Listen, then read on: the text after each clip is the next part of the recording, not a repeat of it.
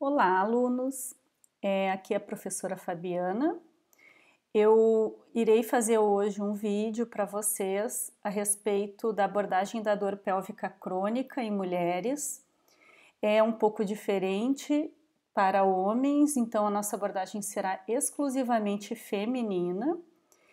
E eu trouxe um artigo de revisão, que é um artigo médico, que nos dá uma boa ideia da questão geral, bem ampla da dor pélvica crônica. Além disso, eu ajudarei vocês a entender um pouco como que a gente pode fazer uma leitura de um artigo científico, porque eu percebo que isso é um pouco difícil no início, principalmente para quem está começando esse processo de estudo mais científico, com base em literaturas que propõem uma evidência científica. Então, eu vou mostrar a forma com que eu leio os artigos, então isso também ajuda um pouco para o entendimento de vocês. Bem, o artigo é de revisão, então quando a gente tem um artigo que aparece em algum momento a informação que é de revisão, significa que é um artigo que vai me dar uma ideia do que está se falando na literatura no momento daquela publicação. Então, não necessariamente será o mais atual e, enfim, a gente precisa sempre fazer estudos referentes ao que tem de novo na literatura, mas isso sempre nos dá uma ideia de mecanismo e o que se faz naquele momento para o tratamento daquela doença. Eu vou mostrar aqui para vocês, essa revisão é de 2006, então ela é um pouco antiga, da Revista Brasileira de Ginecologia e Obstetrícia, então aqui ao final a gente consegue identificar a revista. E eu fiz já alguns apontamentos do que eu considero importante para esse artigo. Então, o resumo já nos traz uma boa ideia do que o artigo como um todo vai mostrar. Então, o que está colocando aqui? Está sendo colocado aqui no resumo. Que a dor pélvica crônica é uma doença de alta prevalência, debilitante, que tem um grande impacto na qualidade de vida e produtividade, no caso aqui das mulheres, porque é voltado para a mulher, e que aumenta o custo significante para os serviços de saúde. Então, o que é importante que vocês entendam da dor pélvica crônica? A dor pélvica crônica é uma doença que é incapacitante e dá um grande impacto de qualidade de vida.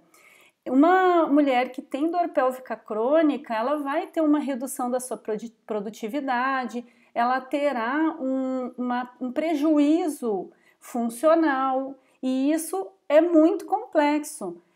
Inclusive quando a gente pensa que essa mulher está inserida numa vida social, numa vida profissional e numa vida afetivo-sexual. Então, é realmente uma questão de tratamento que é muito relevante. Então, eles seguem aqui falando que a fisiopatologia é muito pouco compreendida. A fisiopatologia é o estudo da doença em diversos órgãos. Aqui no caso, a gente vai falar da parte pélvica. E isso faz com que haja um manejo pobre no tratamento da dor pélvica crônica. E não só para médicos, como aqui eles estão abordando, claro, a questão médica, porque é um artigo médico. Agora, na fisioterapia também isso acontece. Existe uma dificuldade muito grande de entendimento e existe uma dificuldade muito grande de bons resultados. Então, é importante que se abram leques e frentes de pesquisa também nessa área, bem interessante. Bom, então, eles continuam aqui falando que vão discutir na revisão uma abordagem ampliada da dor pélvica crônica, que eu não achei tão ampliada, vocês vão ver, mas ele já mostra assim um pouco de cada coisa, de cada área, mas só cita em muitos casos, até porque também não é o objetivo do artigo. E eles também salientam que fazer um exame físico muito bom, adequado, aliado a uma análise da história clínica, principalmente quando entende-se que a dor pélvica crônica não está sendo avaliada apenas a pelve, e sim diversos sistemas. Então, é interessante que vocês entendam que ela é uma questão, é um manejo que vai envolver conhecimento do sistema gastrointestinal, urinário, ginecológico, músculo-esquelético, neurológico, psicológico e endócrino.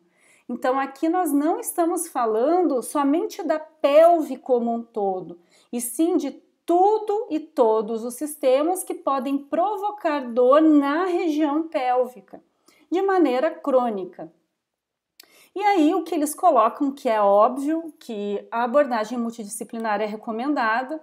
Na verdade, eu imagino e vejo na prática que a interdisciplinaridade é bem mais recomendada, enfim, agora a multidisciplinar também.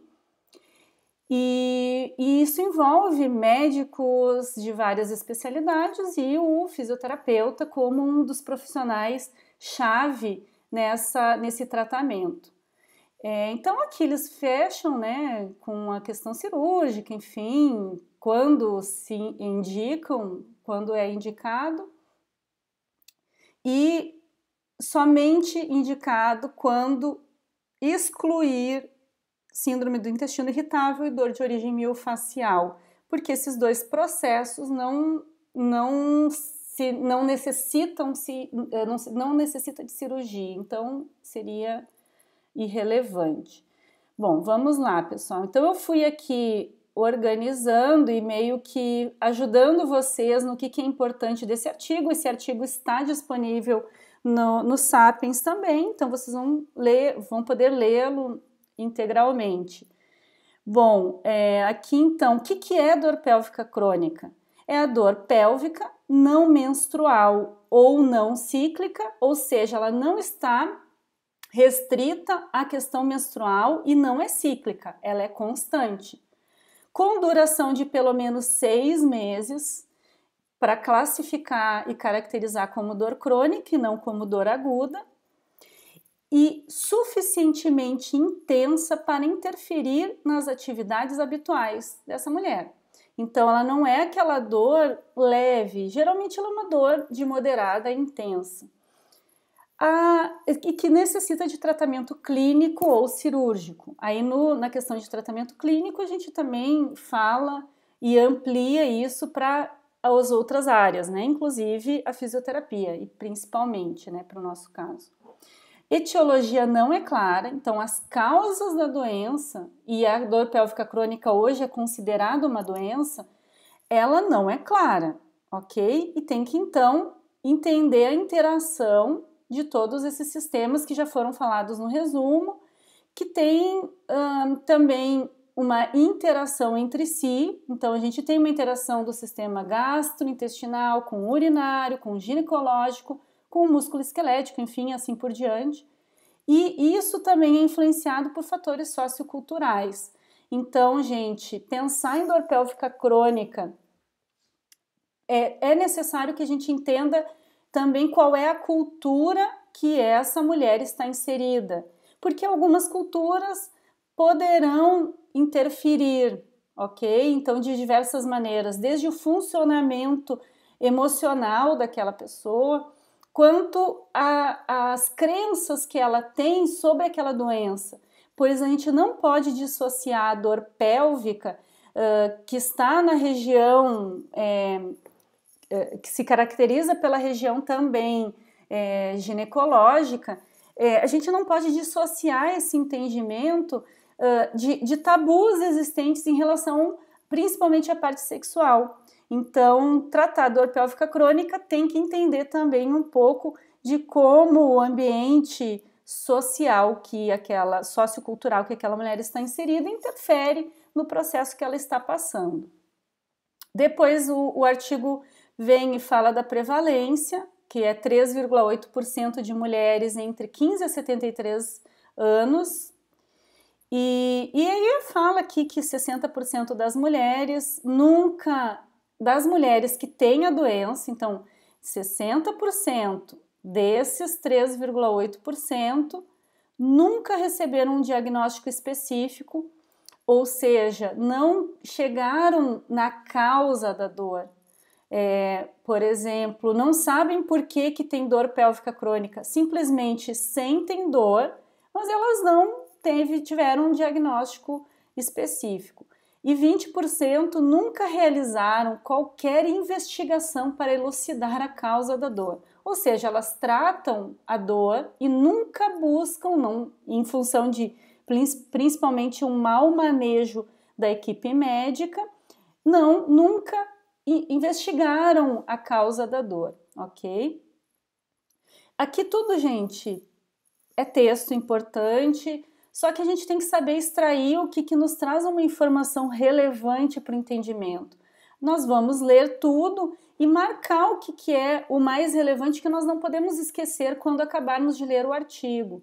Alguns dados, a gente vai terminar a leitura do artigo e não vai ficar preocupado em gravar aquela informação. Agora outras não, isso aqui é bom saber, ok? Então vocês vão ter que ao longo da vida acadêmica de vocês aprender como fazer essa seleção também, ok? Bom, então aqui já começa então mostrar uma parte extremamente importante que é a fisiopatologia.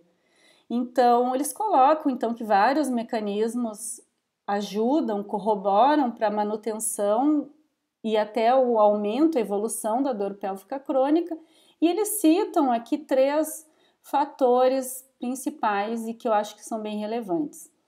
O primeiro deles é a questão de alteração da plasticidade cerebral referente à dor crônica, que são as mudanças neuroplásticas que ocorrem no corno posterior da medula em consequência de mudanças, enfim, eletrofisiológicas, bioquímicas, metabólicas, que são promovidas por um estímulo nocivo inicial.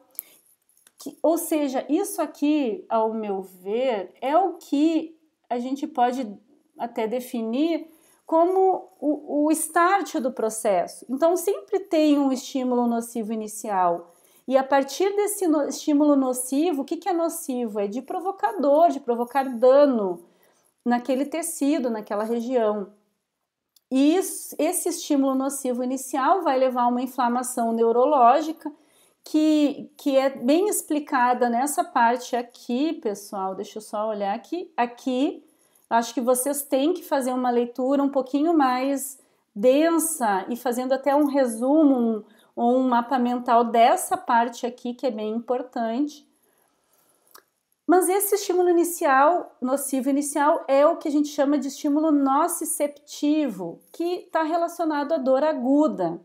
Então, quando nós temos a dor aguda, o que acontece é que ela é fisiológica, ou seja, se eu colocar a mão no fogo, eu vou ter uma reação urgente, rápida, para evitar que eu tenha um dano tecidual maior e prolongado.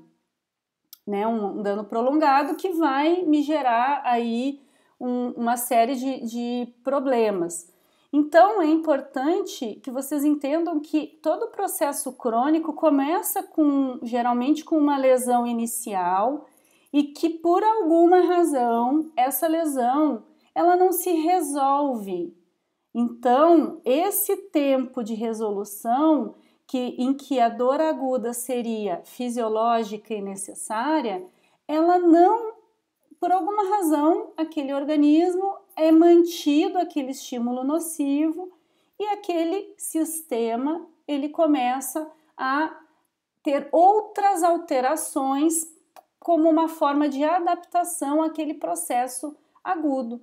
E aí vai tendo liberação de várias substâncias para tentar resolver, né, naquele local de origem do estímulo, que vão exacerbar, ampliar aquele estímulo inicial, fazendo com que não tenha uma resolução. Essa falta de resolução faz essas mudanças acontecerem, essas mudanças neuroplásticas, porque chega um momento que na dor crônica, que aquele estímulo que era esperado, aquele estímulo fisiológico da dor aguda, ele já perde a função, porque ele já está durando muito tempo. E aí, em função disso, a gente vê casos de neuroplasticidade mal adaptativa. E aí a gente já está diante de um processo neurofisiológico, ou neuropatológico, digamos assim, que não é bem o caso.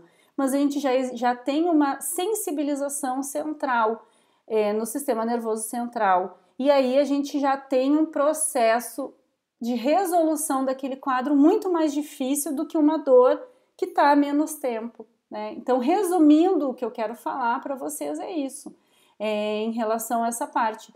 Quanto mais tempo essa pessoa tiver a dor, mais vai ser difícil a resolução dela, em função de todas as mudanças neurofisiológicas que acontecem naquele sistema. A outra questão que eles trazem aqui é uma sensibilidade cruzada entre vísceras, que compartilham uma mesma inervação, que também é importante. Então, dependendo de qual víscera tenha o problema ou aquele estímulo nocivo inicial, muitas vezes a dor vai ser também em outras regiões em função dessa sensibilidade cruzada por uma partilha da mesma inervação daquelas vísceras, isso é bem comum também. E 3, o desenvolvimento de um reflexo víscero-muscular, ou seja, pessoal, muitas vezes nós temos um processo visceral que irá aparecer na parte muscular ou até em outros sistemas, provocando dificuldades miccionais, incontinência urinária e principalmente o que é o ponto-chave do tratamento da dor pélvica crônica para fisioterapeutas é a síndrome miofascial. Então, nós teremos um comprometimento aqui que envolve, pessoal, músculos, envolve gerações de novos pontos de dor. E aí a gente vai ter um processo musculoesquelético que vai ser muito bem tratado pela fisioterapia, assim espero.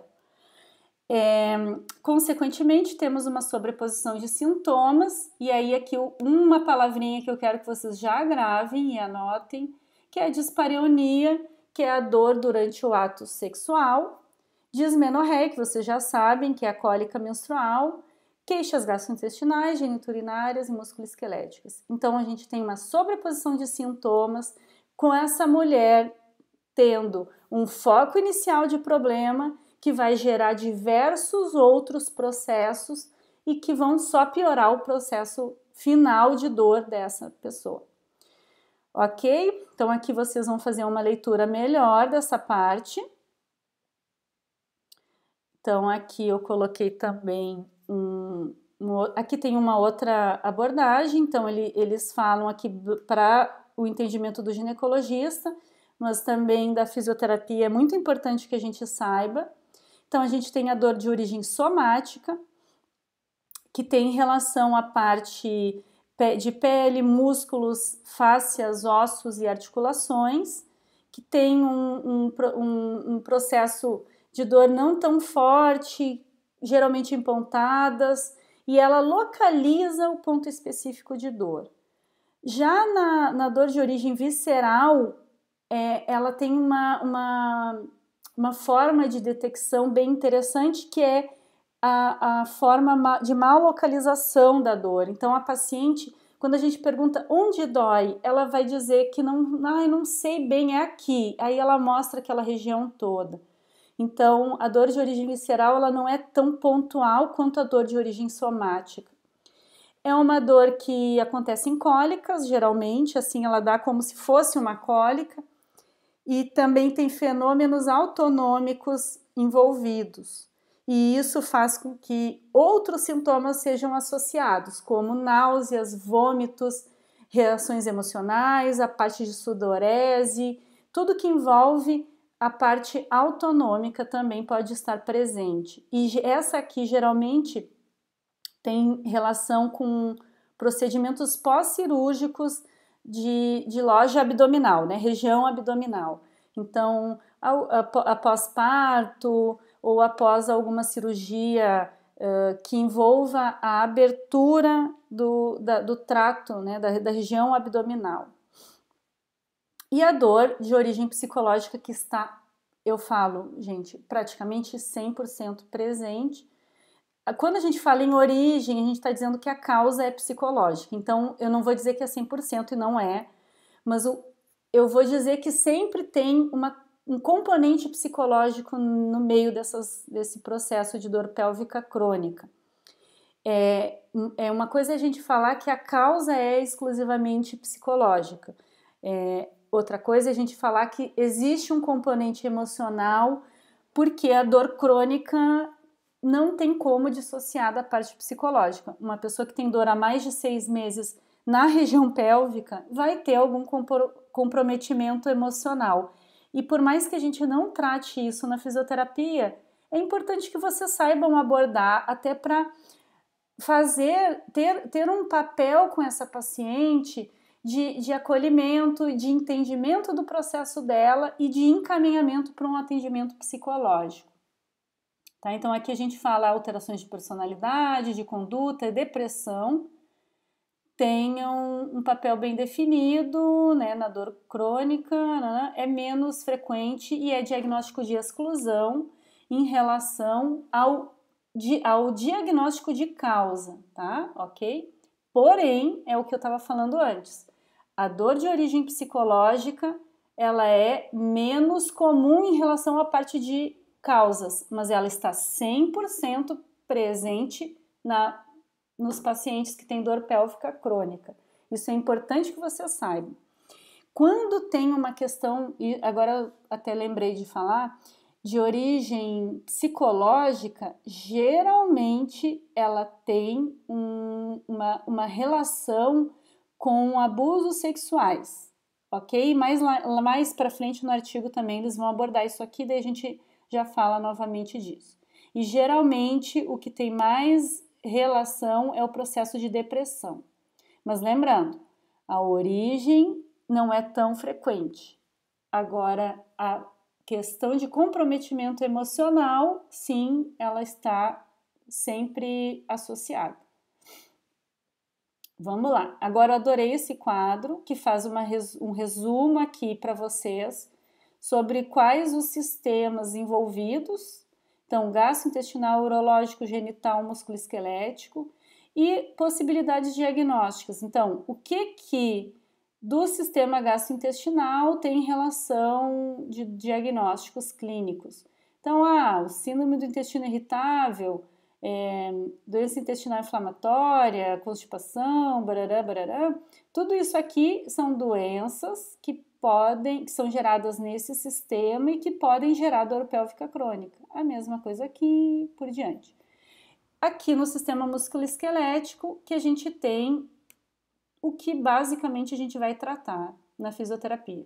Eu vou deixar em azul aqui o que eu acho que a gente vai tratar mais. Síndrome miofascial, o espasmo da musculatura, inadequação postural,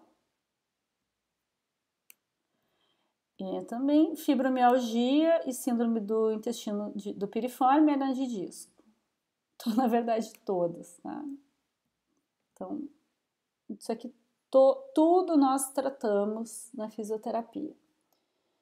E aí, pessoal, para finalizar aqui, a questão de diagnóstico, eles falam das características da dor, localização, é importante saber isso da história clínica, a relação do ciclo menstrual, a história obstétrica, a gente precisa saber se essa paciente teve partos traumáticos, que cirurgias ela fez na região pélvica, qual a história que ela tem, se ela tem uma história de, sei lá, endometriose, miomas uterinos, cistos ovarianos, problemas em síndrome do intestino irritável, qualquer coisa que justifique essa dor.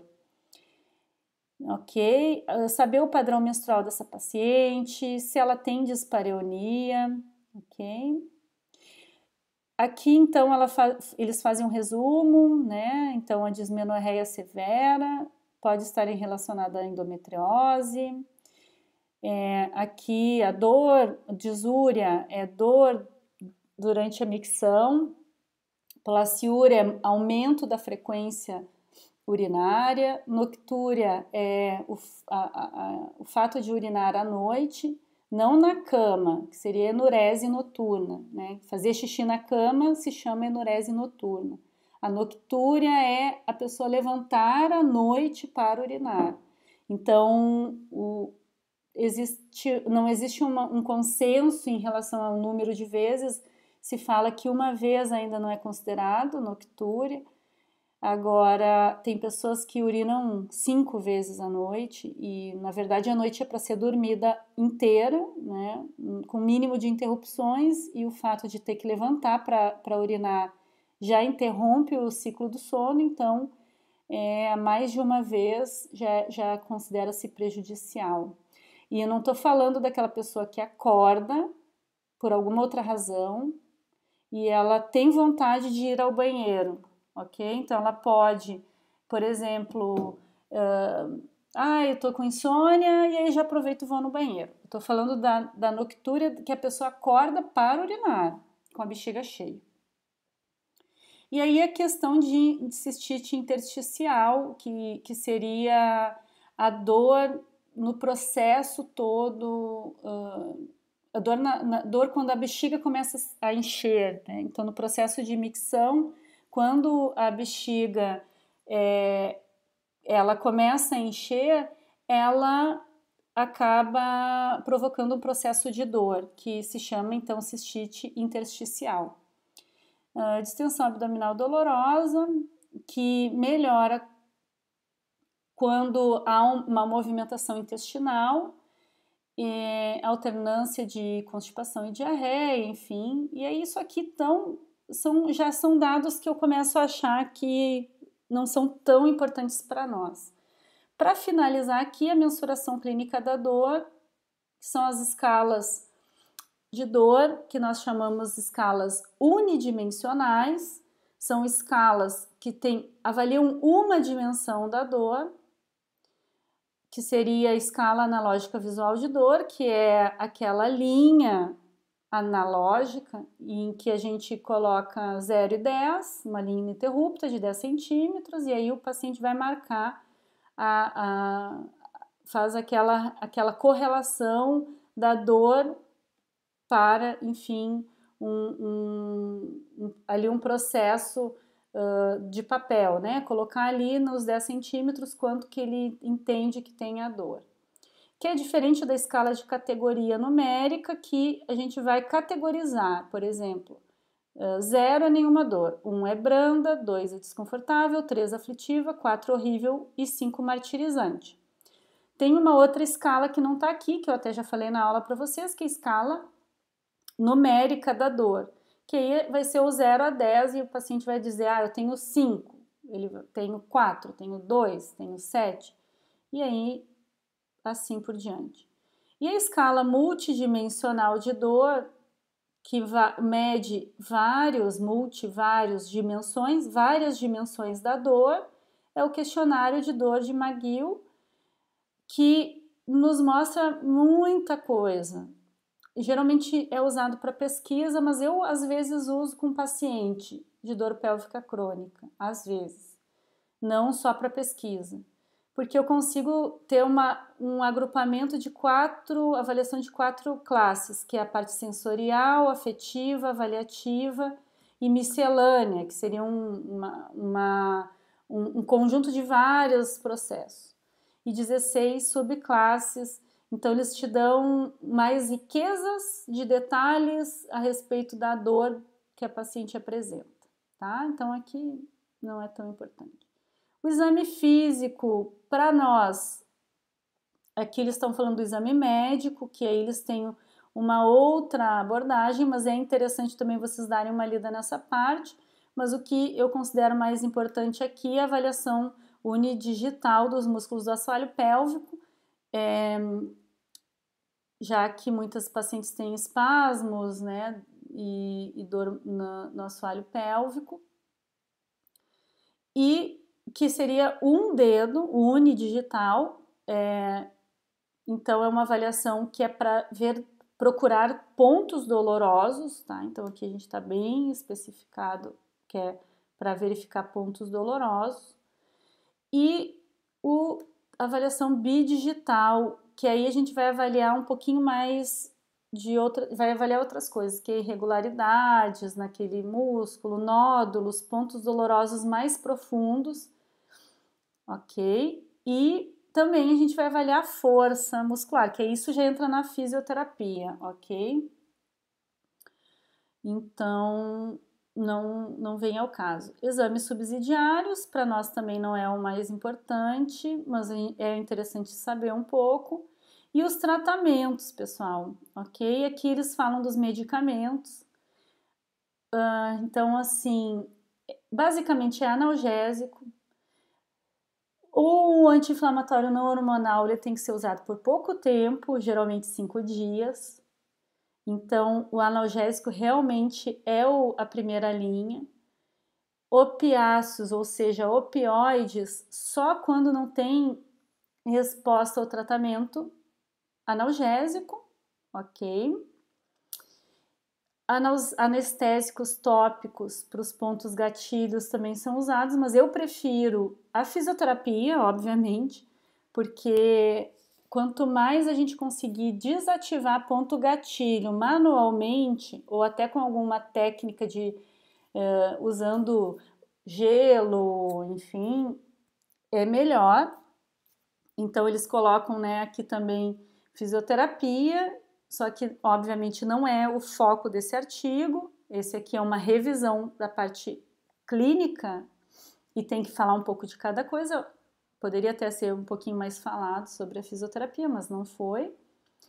E também antidepressivos tricíclicos, porque o tratamento da dor, pessoal, também envolve o uso de antidepressivo para atuar naquela parte que eu falei lá no início de fisiopatologia que envolve a parte do sistema nervoso central, de neuroplasticidade mal adaptativa. Então, geralmente aqui eles colocam que para dor ele usa-se normalmente 25 miligramas de amitriptilina à noite. Eu não acho que usar durante o dia é bom, tá? Então, eles usam à noite. Ah, tá. Via oral ao dia, né? Mas usar à noite, porque dá muito sono. Geralmente se começa com a metade dessa dose, que 25 miligramas é um comprimido. Então, eles começam com 12,5, que é metade de um comprimido, por alguns dias, para depois passar para um comprimido. Isso aqui não é dose antidepressiva, ok? É uma dose para tratamento de dor. Pode chegar a 100 miligramas ao dia, que seriam 4 comprimidos à noite, mas eu vejo que geralmente eles começam com um valor mais baixo e vai ampliando um pouco, ok? E drogas relaxantes musculares, isso aqui tem que ter, ok? Isso é bem interessante que eles colocam aqui, apesar de não haver estudos específicos do efeito dessas drogas no tratamento da dor pélvica crônica, a literatura embasa seu uso em situações de dor crônica. Funciona muito bem, porque tem relação com espasmo muscular e tensão. Então, mesmo fazendo fisioterapia, e a fisioterapia vai fazer esse papel aqui de relaxamento muscular também, é importante que a gente tenha uma droga miorrelaxante também nesse tratamento. Então, na minha prática clínica, pessoal, eu faço o seguinte: eu geralmente converso com os médicos do paciente, e quando a gente trabalha numa equipe é muito mais fácil, porque a gente troca essa opinião com o médico do paciente. E aí, muitas vezes eu peço o uso por exemplo, se vai estar usando o Dorflex ou ciclobenzaprina, mas, por exemplo, usa lá o Dorflex, usa antes da sessão da fisioterapia e um analgésico depois, porque às vezes o paciente vai ter dor pós-fisioterapia. Às vezes eu preciso do analgésico antes porque o paciente urra de dor e não consegue fazer o tratamento. E aí eu preciso então ter sempre essa conversa com o médico. Não tenham medo de falar com o médico do paciente de vocês, ok? Aí aqui fala também de tratamento cirúrgico, que eu não acho... Para nós é interessante saber, obviamente, mas para esse primeiro momento de estudo de vocês, o que eu dei uma sinalizada é o mais importante. Então, eles finalizam com a conclusão, ok, aqui falando né, dando um fechamento ao artigo, e as referências bibliográficas aqui usaram 56. Pessoal, espero ter ajudado na compreensão do artigo e da abordagem da dor pélvica crônica, e aguardo os feedbacks de vocês a respeito dessa aula, ok? Bons estudos e uma ótima semana para vocês. Tchau!